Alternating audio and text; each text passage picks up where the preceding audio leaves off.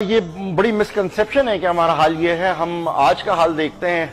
موجودہ ڈاکٹروں کی طرح سے کہ ایک بندے کو بخار ہے تو بخار کی گولی دے دی، لیکن اگر حکیموں کی طرح سے علاج کریں تو ہم یہ دیکھیں گے کہ یہ بخار ہوا کیوں ہے۔ مختصراً اس کا یہ ہے کہ دو دنیایں ہیں جس میں ہم رہ رہے ہیں۔ ایک دنیا جس کی ابتدا 300 سے لے کے آج 2023 تک ہوتی ہے، اور اسی کے نیچے ایک اور دنیا ہے جس کی ابتدا 610 سے شروع ہوتی ہے اور آج 1444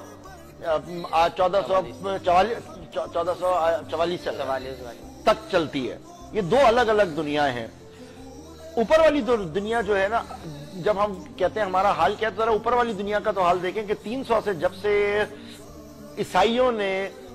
رومنز نے عیسائیت قبول کری، اس کے بعد سے جو زوال شروع ہوا ہے تو وہ زوال جا کے اٹھنا شروع ہوا ہے 16ویں صدی میں، 17ویں صدی میں، 18ویں میں جا کے تھوڑا سا جوان ہوا اور 19 میں اس نے اپنا جوبن پکڑا۔ اگر ہم 19ویں صدی کو دیکھیں گے تو وہ ہمیں نظر آئے گا کہ وہ انتہائی بدترین انسانیت کا سال ہے۔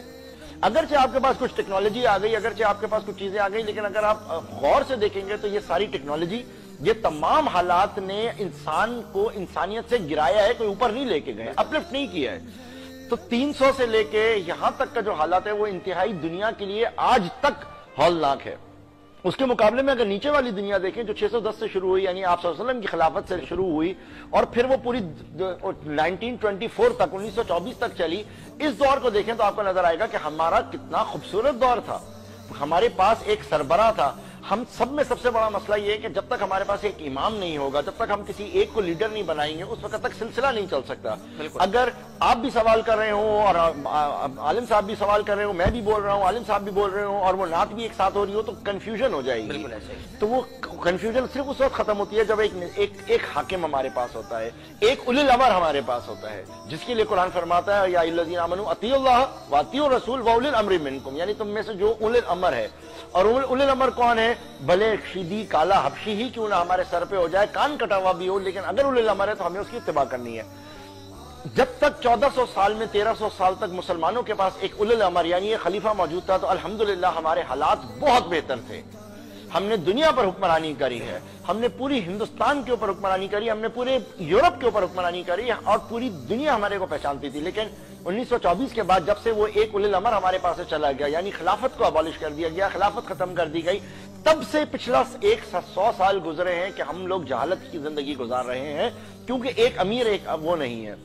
جس دن ہمارے پاس وہ ایک امیر آ جائے گا، جس دن ہم لوگ ایک شخص کو منتخب کر دیں گے کہ تم ہمارا فیصلہ کرو، تم اس قرآن کو حکم بناؤ اور ہمارے درمیان فیصلہ کرو اور اس کے ذریعے